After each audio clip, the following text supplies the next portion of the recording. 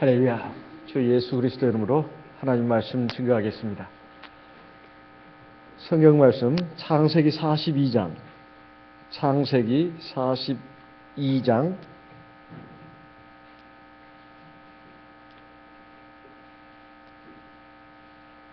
20절부터 보겠습니다. 창세기 42장 20절. 너희 말째 아우를 내게로 데리고 오라. 그리하면 너희 말이 진실함이 되고 너희가 죽지 아니하리라. 그들이 그대로 하니라. 그들이 서로 말하되 우리가 아우의 일로 인하여 범죄하였도다. 그가 우리에게 애걸할 때에 그 마음의 괴로움을 보고도 듣지 아니하였으므로 이 괴로움이 우리에게 임하도다.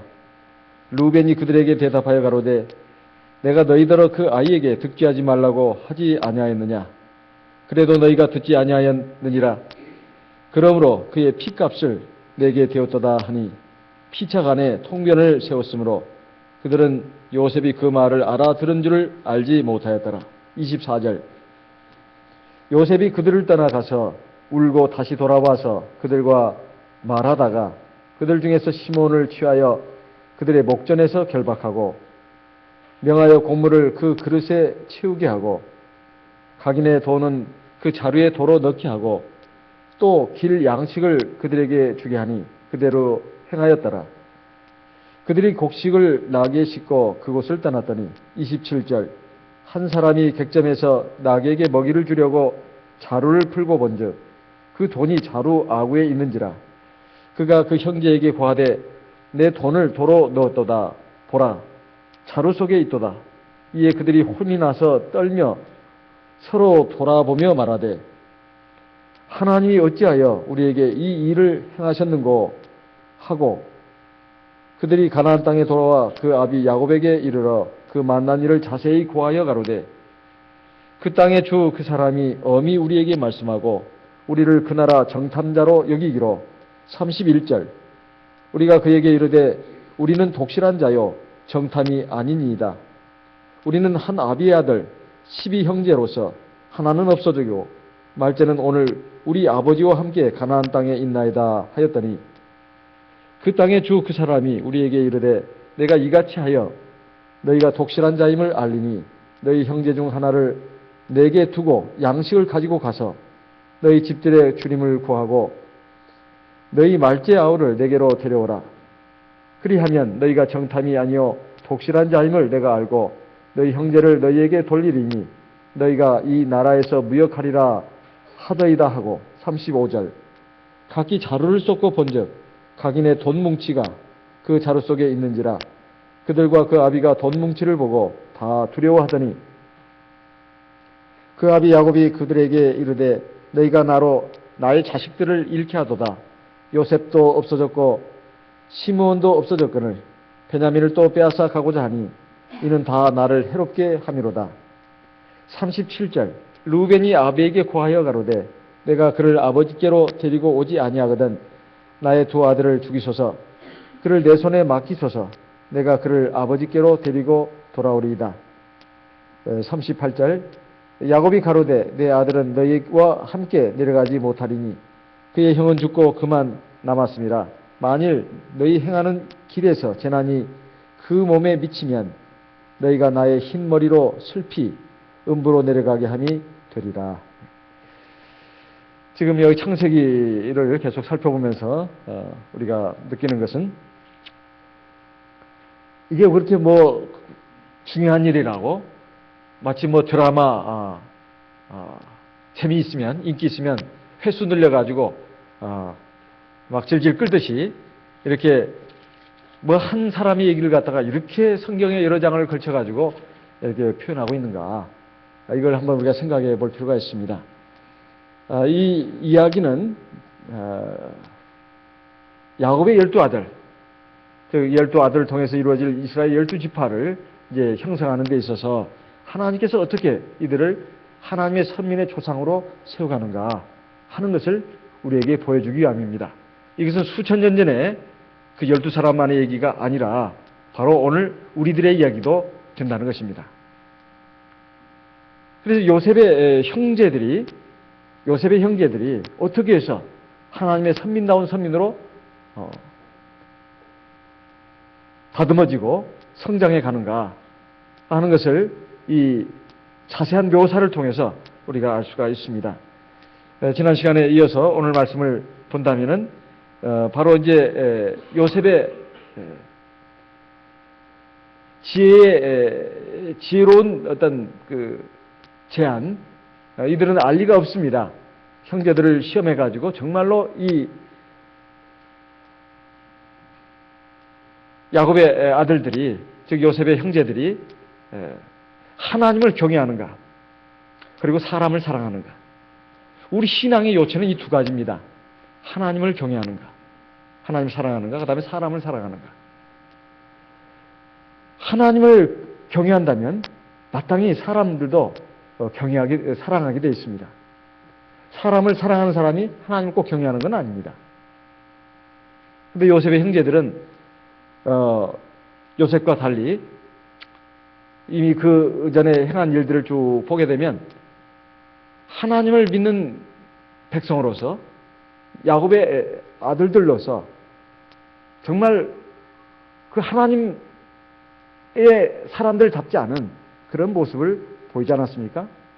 하나님을 마땅히 경외한다면 하나님을 경외하는 믿음으로 신중해야 되고, 그리고 겸손해야 되고, 온유해야 합니다. 그리고 믿음과 사랑과 화평을, 거룩함을 추구해야 되는데, 이들은 세겜성에 들어가서 모든 사람들을 토륙을 했습니다. 그리고 부녀자들을 다 끌고 오고 집에 불을 지르고 초토화시켰다 이 말이죠. 그리고 뿐만 아니라 이 요셉을 갖다가 자기들의 한 아버지의 피를 나는 형제인데, 요셉은 정말로 정직하고 그리고 신앙적인 사람이었습니다. 그런데 이 요셉을 갖다가 굉장히 미워하고 시기질투해가지고 구덩이에 던져서 죽이려고 했다 이 말이죠. 이런 그 모습은 정말 하나님의 백성다운 모습이 아니다, 이런 말씀입니다. 오늘 우리들도 신앙이 바로 서지 못하고 바르게 자라지 못하고 바르게 성숙되지 못하면 얼마든지 그럴 수 있습니다. 그것은 비단 옛날의 얘기가 아니라 오늘도 얼마든지 이루어질 수 있는 그런 일이다, 이런 말이에요. 그래서 하나님께서는 이 하나님의 백성들을, 특히 하나님의 백성들이 조상이 될 이 야곱의 12아들들을 이스라엘 12지파가 될 사람들입니다. 함량미달이어도 보통 함량미달이 아닙니다. 하나님을 경외하는 믿음도 턱없이 안 돼 있고, 그리고 사람을 사랑하는 이것도 안 돼 있습니다. 이 두 가지는 동전의 양면과도 같습니다. 양면과도 같아요. 근데 그러지 않았다는 것입니다. 그런데 이것이 그 옛날에는 자기들이 숫자가 많으니까 득이 만만했습니다. 득이 양양했어요. 우리가 이 요셉 요놈을 갖다가 아무리 하나님께 은총받고 아버지한테 사랑을 독차지하지 한다 하더라도 이놈아 네가 얼마나 잘났으면 잘났냐, 한번 당해봐라. 그래가지고 구덩이에다 쳐놓고 죽이려고 했습니다. 저 꿈꾸는 놈의 저 꿈이 이루어지는 한번 보자. 하나님이 함께 하시고 하나님을 진실로 경외하고 하나님 말씀과 뜻대로 나가는 이 자기의 형제를 갖다가 이런 식으로 죽이려고 했다고 하는 것은 요셉의 형제들이 얼마나 하나님의 백성으로서의 모습에서 많이 거리가 먼가, 이런 걸 알 수가 있습니다. 물론 그 당시에는 요셉의 형제들은 자기들이 옳다고 생각했습니다. 옳다고 생각했어요. 그래서 막 감정으로, 분노로, 그리고 어떤 미움과 시기질투심으로 그렇게 요셉을 죽이려고 했는데 결과적으로 어떻게 됐냐는 겁니다.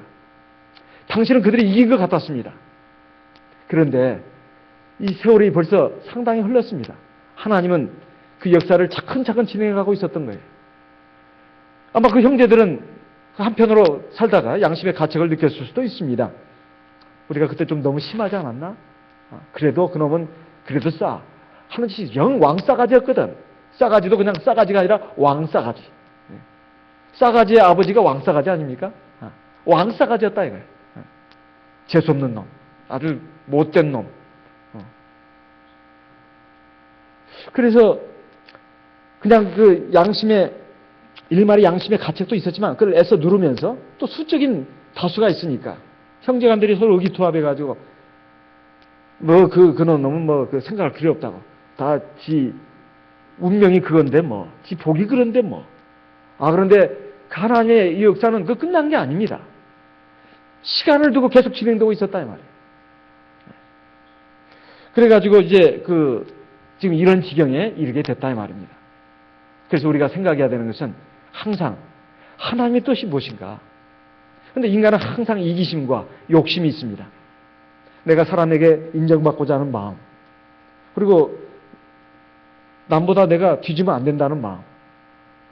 옳고 옳은 것이 항상 옳은 게 아닙니다. 틀린 것이 항상 틀린 것도 아니다 이 말이에요. 이 세상의 삶은 그렇습니다. 언제든 뒤바뀔 때도 있어요. 그래서 하나님의 심판이 필요한 겁니다. 근데 문제는 하나님의 백성들은 믿음을 가져야 된다는 거예요. 그래서 항상 신중하게 생각을 해야 합니다. 그리고 전체를 생각해야 돼요. 그리고 하나님 앞에서 정말 진실한 믿음으로, 의로운 믿음으로 나가면 하나님이 나중에 그를 우뚝 세워주십니다. 주인공으로. 역사의 주역으로 세워주신다 이 말이에요. 그래서 이들이 이런 지경에 이르게 됐을 때 그들이 이제 지난날에 죄에 대한 양심의 가책이 그때는 애써 누르고 짓밟고 있었지만은 그게 되서는 않습니다. 우리가 우리의 아우의 일로 인하여 범죄하이도다. 그가 우리에게 애걸할 때 그 마음의 괴로움을 보고도 듣지 아니했으므로 이 괴로움이 우리에게 임하였도다. 그들도 봤습니다. 요셉이 울부짖으면서 형님들이여 제발 나를 죽이지 마세요. 그렇게 애타게 울부짖고 하는 모습을 갖다가 아주 그냥 그 분노에 찬 모습으로 짓밟았다 이 말입니다. 그리고 노예로 팔아버렸어요. 이런 것을 지금 우리가 죗값을 받고 있다. 그러니까 이 세월이 지금 한 30년 가까운 세월이 흘렀습니다. 그러니 이게 보통 세월이 아닙니다. 이런 세월이 흐르기까지 지금 30년은 안 되고 지금 23년 정도 되겠죠. 40세로 잡는다면. 그러니까 20여 년이 넘는 이 세월 동안 이들이 정말로 얼마나 자기들의 죄에 대해서 생각을 하고 자기들의 부족한 모습에 대해서 반성을 하고 성장하도록 하나님의 백성을 선장하도록 노력을 했겠냐. 하나님은 절대로 안 보시는 게 아닙니다. 근데 이것을 믿는 믿음이 우리에게 굉장히 약합니다. 그래서 눈앞에 벌어지는 어떤 일에 대해서 우리는 깜빡깜빡 우리의 순수한 신앙을 잃어버릴 때가 많습니다. 그래서는 안 된다는 것이죠. 세상 사람들이 불의한 자가 또 득세하고 악인이 형통하는 그 모습을 볼 때 의인들은 마음에 상심을 합니다. 이게 과연 하나님이 계시다는 증거인가? 하나님 안 믿는 사람들이 오히려 더 잘 되네. 그리고 아주 나쁜 사람들이 더 특세를 하네. 그래가지고 의인들이, 신앙을 가진 사람들이 상처를 받고 굉장히 참 무기력해집니다. 절대 그러지 말라는 뜻이에요. 하나님의 안목으로 볼 수 있어야 된다 이 말입니다. 그런데 요셉은 어땠습니까? 24절에 보면 요셉이 그들을 떠나가서 울고 다시 돌아와서 그들과 말하다가, 요셉이 왜 울었을까요? 요셉이 사실 이 형제들하고는 상당히 다른 사람입니다. 사실 요셉으로서는 잊을 수 없는 원수들입니다. 아무리 형제들이지만 원수들이다 이 말이에요. 자기의 인생을 어떻게 보면 망친 사람들입니다. 그리고 말로 다 할 수 없는 고통과 아픔을 준 사람들이에요. 그러니까 단번에 그냥 요절을 낼 수도 있었지만은 그런 마음이 없었다는 것입니다. 오히려 형제들을 위하고 생각하는 마음이, 예전에 아버지가 그가 17살 때 그저 멀리 도단에서 양을 치고 있는 그 형제들을 찾아봐라 했을 때 아버지의 명도 순종하고 또 진짜 형제들이 걱정이 돼가지고 찾아갔던 그 마음에서 하나도 바뀐 게 없어요. 내 형제들이다 이 말이에요. 그래서 정작 내 형제들이고 내 피부치다 이렇게 생각하고 정말 그것을 그러나 신분을 드러내지 않고 다소 울었다 이 말입니다. 세상의 그 상황을 보게 되면 분노와 적의가 아주 칼날이 번득이고 있습니다. 서로 죽이려고, 상대를 죽이지 않으면 내가 살지 못합니다. 이런 제로섬 싸움이다 이 말이에요. 그래서 하나님의 백성들은 그런 세상 사람처럼 살아서는 안 된다는 뜻입니다. 세상 사람 같은 그 마음으로 나가서는 안 된다는 거예요. 우리의 씨름의 상대는 하나님이 돼야 되지. 야곱처럼 에서가 돼서는 안 된다는 뜻이에요. 정말 내 씨름의 상대를, 싸움의 상대를 하나님으로 알고 나간다면 그 사람은 진짜 신앙이 있는 사람입니다. 요셉이 그랬다 이 말이에요. 요셉은 그 하나님을 경외했고 하나님을 의지했습니다. 그리고 사람이 자기의 상대가 아니에요. 항상 요셉에게는 하나님이 상대자였습니다. 마치 야곱이 나중에 결국은 자기 형 에서와의 경쟁이 아니라 하나님과의 야복강 나루터에서의 그 씨름을 통해서 승리자라고 하는 칭호, 이스라엘이라는 칭호를 얻었듯이 우리도 마찬가지입니다. 우리도 마찬가지예요. 그래서 우리가 사람을 대할 때 특히 뭐 교회 아니든 교회 바깥이든 가정에서도 마찬가지입니다. 항상 하나님을 염두에 둬야 합니다. 하나님을 염두에 두고 내 아내, 내 남편을 생각하고 내 부모도 생각하고 내 자식들도 생각해야 합니다. 그리고 우리 형제도 생각해야 합니다. 교회 안에서도 마찬가지입니다. 하나님을 염두에 둬야 된다 이 말이에요. 내가 정말 하나님을 경외하는 마음으로 내 형제를 생각하고 생각해야 한다 이 말이에요. 그리고 세상 사람도 마찬가지입니다. 내가 제사장으로서 우리는 택하신 족속이고 왕 같은 제사장들 아닙니까? 세상 사람들이 모범이 돼야 된다 이 말이에요. 그들에게 참된 하나님이 살아계신 것을 알려줄 수 있어야 합니다. 우리의 말과 행실을 통해서, 삶을 통해서, 우리의 언행을 통해서. 그러면 우리의 말 한마디 한마디가, 우리 마음 씀씀이가 얼마나 중요한가. 세상 사람처럼 막 분노와 적이 그리고 미움, 시기, 질투로 가득 차가지고 원한과 분노 이런 걸로 가득 차가지고 이렇게 투쟁하듯이 나가는 모습은 하나님의 백성들의 모습이 아닙니다. 요셉은 지금 형제들을 떠나가지고 방에 들어가서 울었습니다. 형님들 바로 요셉입니다. 그렇게 말하고 싶었지만 그 마음도 눌렀다 이 말이에요. 눌렀어요. 왜냐하면 하나님의 뜻이 이루어지는 것을 참고 기다린 것입니다. 이것은 억울한 눈물이 아닙니다. 정말 형제들을 향한 그 그리움의 눈물이고 사랑의 눈물입니다. 원통함의 눈물, 회한의 눈물이 아니에요. 이 형제들에게 어떻게든지 나 요셉입니다. 형님들 나한테 그렇게 못되게 굴었어도 나는 형님들에 대해서 아무 감정 없습니다. 그리고 나 마음속 다 용서했습니다. 이거 다 털어놓고 싶어도 그걸 누른 것입니다. 일부러 없어요.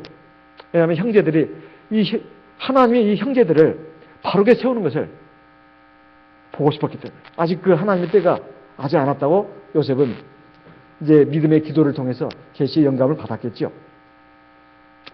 그런 마음을 지금 억누르고 이 요셉을 보게 되면 정말로 예수 그리스도를 예표하는 인물이라고 할 수 있습니다. 우리는 보통 그러지 않지 않습니까? 누가 나에게 악을 행하면 절대 잊지 않습니다. 그리고 반드시 갚아줘야 합니다. 말이든 행동이든 반드시 보복을 해야 된다 이 말이에요. 어떤 그 행동을 통해서든 간에. 우리 그 보통 사람들의 모습입니다. 요셉은 그렇지 않았다는 거예요. 요셉의 형제들도 아주 덜 떨어졌습니다. 아직 이스라엘 12지파에게 되면 너무나 거리가 멀었다 이 말이에요. 그런데 이런 과정을 통해서 요셉의 형제들은 지난날의 죄악에 대해서 그 불신앙에 대해서 그리고 덜 닦인 그런 야수와 같은 그런 심성들이 그냥 무너지고 깨지기 시작했다 이 말이에요. 그리고 하나님의 그 역사 앞에 자기들은 전율을 했습니다. 어떤 사건이 일어났을까요? 요셉이 이제 눈물을 닦고 얼굴을 옷차림을 다시 단정하게 나와가지고 이제 고물을 다 자루마다 다 실어주고 그리고 그들 몰래 각 형제들이 가지고 왔던 돈을 그 자루 속에 다 집어넣습니다. 그리고 심지어는 길에 가면서 먹을 양식까지도 따로 줬어요. 그런데 그들이 이제 길을 떠났습니다. 보통 그 당시 그 이집트 그러니까 카이로에서 밑에 남쪽으로 멤피스라고 하는 도시가 있었다고 하는데 그때가 아마 그때 애굽의 수도였을 거로 역사학자들이 보고 있습니다. 그 멤피스에서부터 그 이스라엘저까지 도보로 약 3주 정도 시간이 소요됐다고 합니다. 현재 어느 정도까지 갔는지는 모르지만 도중에 이들이 이제 여관에 서 짐을 풀게 됐습니다. 그래서 나귀에게 자기들이 짐을 싣고 가는 나귀에게 먹이를 주려고 자루를 한 사람이 풀었죠. 한 사람이 풀었더니만 거기서 깜짝 놀랐습니다. 거기에 그냥 자기가 곡식값으로 치렀던 돈이 그대로 들어있는 거예요. 그래서 이 형제가 놀래가지고 이제 다른 형제들한테 말했습니다. 28절에 그가 그 형제에게 고하되 내 돈을 도로 넣었도다. 보라 자루 속에 있도다. 이에 그들이 혼이 나서 떨며 서로 돌아보며 말하되 하나님이 어찌하여 우리에게 이 일을 행하셨느냐. 왜 이런 말을 했을까요? 이제 우리 죽었다는 뜻이에요. 이제 우리 죽었다는 뜻입니다. 지금 그 시몬이 볼모로 잡혀 있습니다. 볼모로. 너희들 말이 진실한지 아닌지 너희들 집에 가서 그 베냐민 막내 아들 동생을 데리고 와. 데리고 오면 너희들 첩자가 아니고 간첩이 아니고 너희들은 정말 진실한 사람들인 걸 내가 알겠다. 그래가지고 시몬을 딱 지금 첩자로 잡아놨는데 어쨌든 양식 가지고 가면 자기 형제 시몬을 살리려면 데리고 와야 되지 않겠습니까? 베냐민을? 그럼 베냐민을 데려오면 어떤 일이 벌어질까요? 이놈들이 첩자도 첩자지만은 아니 세상에 돈도 값도 안 치르고 갔어. 이 절도범들 날강도들 아니야. 이제 큰일 나게 생겼어요. 이 형제의 이름은 누군지 이름이 나와 있지 않습니다. 그러니까 이들이 한 말이 무슨 말이냐면 두려움을 느꼈다는 거예요. 하나님이 어찌하여 우리에게 일을 행하셨느냐. 이건 절망과 탄식의 외마디 소리입니다. 어떻게 이런 일이 일어나냐 이 말이에요. 이거 우리 죽었다는 뜻입니다. 하나님이 이랬습니다. 하나님이 어찌하여 이 일을 우리에게 행하셨느냐. 이걸 보게 된다면 요셉의 형제들이 이제 좀 철이 들었다는 걸 알 수가 있어요. 그전에는 하나님이라는 소리가 입에서 나왔겠습니까? 그냥 죄를 범하고 악을 행하고 그냥 온갖 그 나쁜 짓을 다 해도 하나님이 아무 그 조치를 안 취하시니까 기고만장해가지고 자기들 뭐 잘한 줄로 안다 이 말이에요. 그런데 지금 하나님이 이렇게 우리를 죽음의 늪으로 우리를 끌어가는구나. 그래서 하나님이 어찌하여 우리에게 일을 행하셨느냐. 이렇게 지금 탄식하고 절망하는 외마디 소리가 나온 것입니다. 그렇지만 이미 가던 길을 또 돌아가가지고 요셉한테 또 말할 수도 없고 이제 빨리 집에 가서 이 양식을 기다리고 있는 가족들에게 가야 되겠다. 그래가지고 가가지고 이제 아버지 야곱에게 사실 보고를 하는 겁니다.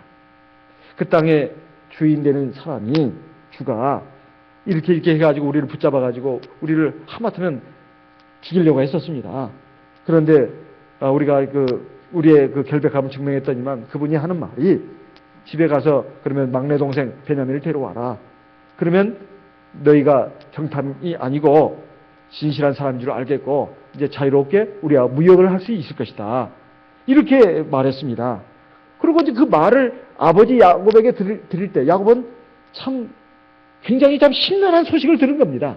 예전에 지금부터 한 22년 전에 요셉을 잃었는데 이제는 둘째 아들 시몬까지 볼모로 잡혀가지고 외국에 있다고 하니 얼마나 참 근심스러운 얘기냐 이 말이에요. 그렇지만 죽지는 않고 볼모로 잡혀있다고 하니까 그것도 심란하게 듣고는 있었습니다. 그런데 그 얘기를 야곱의 아들들이 다 마치고 나서 35절에 나오는 말씀이 가히 충격적입니다. 각기 자루를 다 쏟았습니다. 이번에는 전부 다 쏟았어요. 길가에서 중간에 길 도중에 한 사람이 쏟은 것이 아닙니다. 이번에는 이제 집에 왔으니까 다 풀어봤습니다. 자루를. 왜냐하면 곡식 창고에다 다 곡식을 드려야 되잖아요. 근데 보니까 거기에 각 사람마다 돈 뭉치가 그대로 들어있었습니다. 그래서 이제는 야곱의 아들들 전부가 다 놀랐습니다. 심지어 아버지인 야곱도 놀랐어요. 거기 나오지 않습니까? 그들과 그 아비가 돈 뭉치를 보고 다 두려워하더니 왜 두려워했을까요? 우리 형제 맞았다. 돈도 들어있네? 그게 아니에요.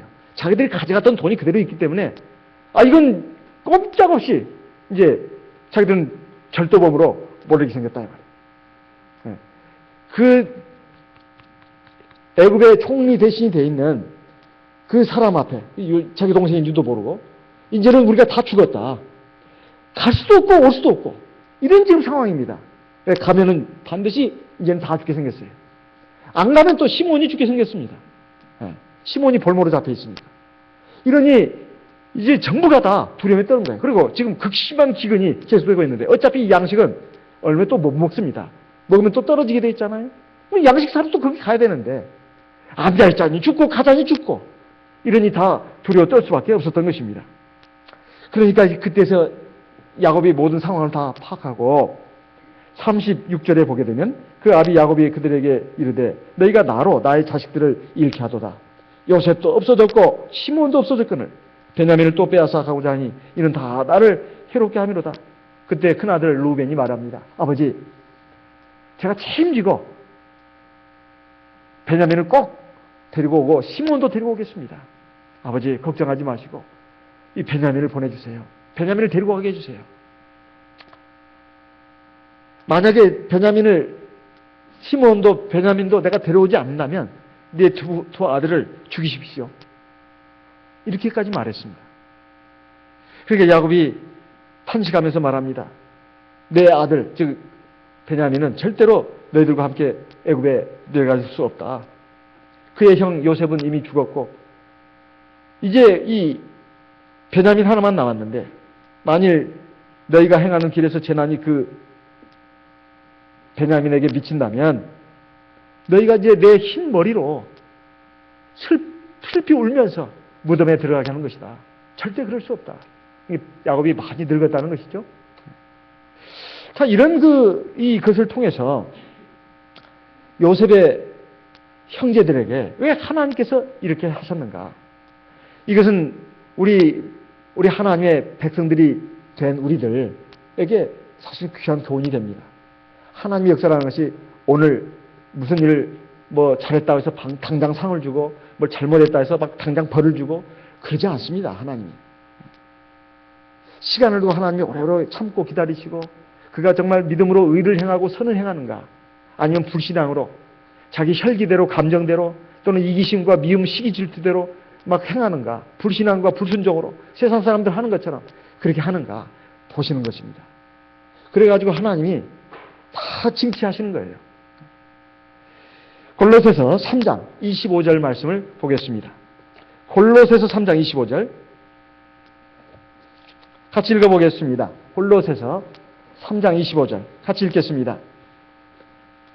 골로새서 3장 25절 같이 소리내서 읽어보겠습니다. 불의를 행하는 자는 불의의 보응을 받으리니 주는 외모로 사람을 취하심이 없느니라. 다시 한번 읽겠습니다. 불의를 행하는 자는 불의의 보응을 받으리니 주는 외모로 사람을 취하심이 없느니라. 우리 사람들은 세상 사람들이 하는 것처럼 종종 그 사람의 외모를 가지고 판단할 수가 있습니다. 하나님은 중심을 보신다 이 말이죠. 그리고 그 행위를 보십니다. 그래서 불의하게 행하는 사람은 반드시 거기에 대한 징벌을 받게 되어 있다 이 말이에요.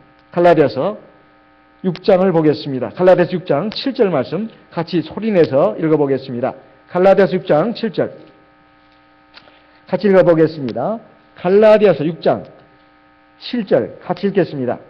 스스로 속이지 말라. 하나님은 만월이 여김을 받지 아니하시나니 사람이 무엇으로 심든지 그대로 거두리라. 여기 만월이 여김을 받지 아니하시나니 이 말씀이 무슨 뜻인고 하면 하나님은 업신여김을 받지 아니하시나니 이 말입니다. 만월이란 말은 요즘 우리가 잘 쓰지 않는 말이기 때문에 좀 해석을 해드렸습니다.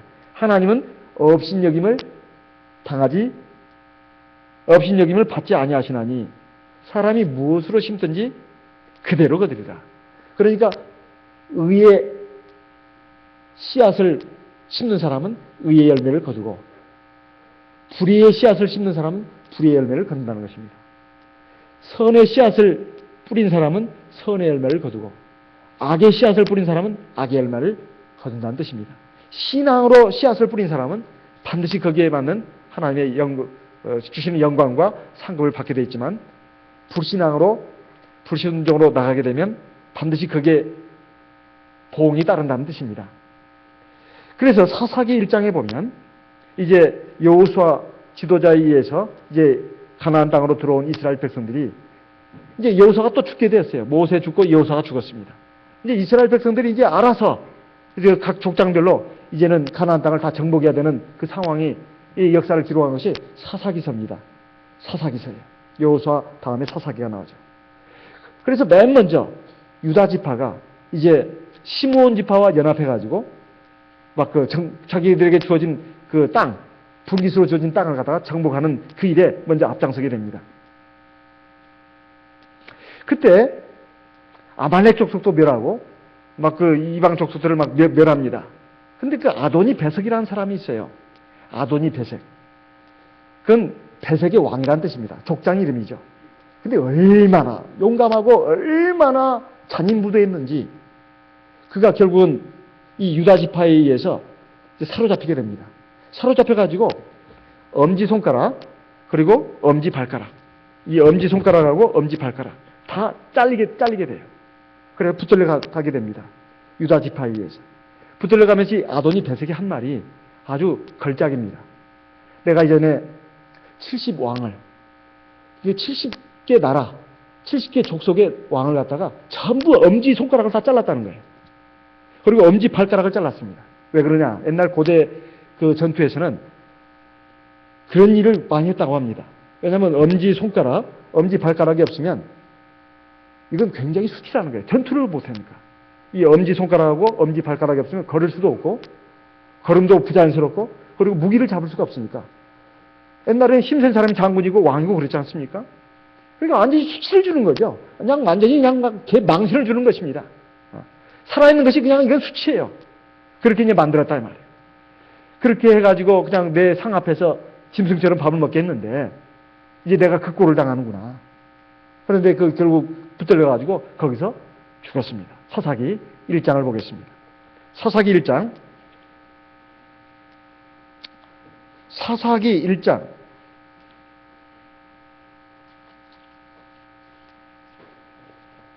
사사기 1장 4절. 사사기 1장 4절. 유다가 올라가매. 사사기 1장 4절. 유다가 올라가매. 여호와께서 가나안 사람과 브리스 사람을 그들의 손에 붙이신지라. 그들이 베색에서 1만 명을 죽이고 5절.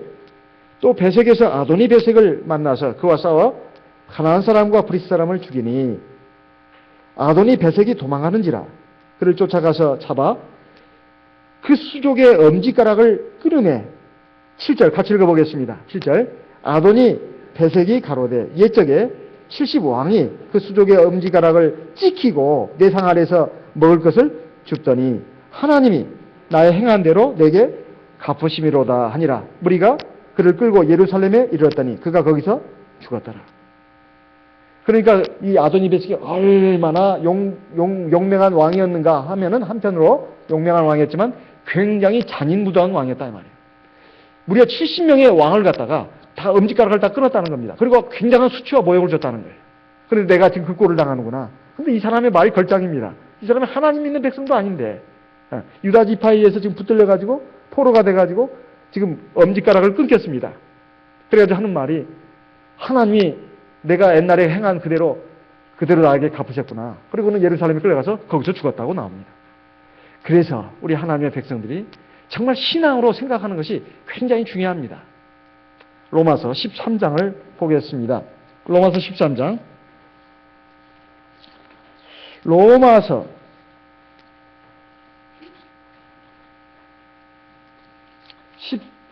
12장. 로마서 12장. 로마서 12장 17절 같이 읽어보겠습니다.